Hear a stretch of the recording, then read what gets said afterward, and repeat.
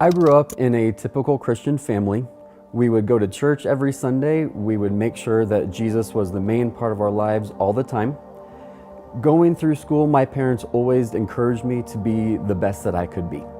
Now with that, going through high school and college especially, it came the stress of making sure I succeeded to a certain level. It's once I got to graduating from college, I was looking for a job, I was thinking about asking Michelle to marry me, that's when that stress really escalated. I feel that in today's society, there's a lot of pressure put on young adults to succeed at a certain rate. Eventually that pressure led me to anxiety and panic attacks. Pornography eventually became my coping mechanism to deal with that anxiety.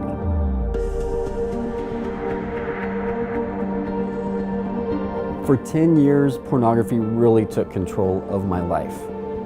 Pretty much that entire time, I would really try to push people away, and that did include Michelle. I really thought that I was doing the best thing by protecting her from my struggles and not letting her in. Throughout addiction, I really kept telling myself that I wasn't doing anything wrong. I did come to a point when I found the courage to tell my wife that I did struggle with temptation from the internet, but I never did allow her to help me. I kept telling myself that I could change on my own. Instead of getting out of addiction, it continued to rule my life, making me feel like God wasn't going to accept me anymore. Pornography eventually led me down a path to consider other avenues of satisfaction that pornography really couldn't provide, such as talking to other people online or even possibly meeting up with somebody else. This amazing amount of guilt and shame just came over me. At that point, I really thought if I tell anyone about my struggles with addiction, they would judge me and abandon me right away. In 2014, I remember one day standing in our bedroom, looking in a mirror, and all of a sudden it hit me that I couldn't even recognize myself. I just remember I fell to the floor, I was crying, and I couldn't even breathe. That is when I went into depression, and I started having suicidal thoughts. So I found that last bit of energy that I had, picked up the phone, I called Grace Church, and immediately I felt this calming presence come over me. And it was at that time that I began to trust in Jesus Christ.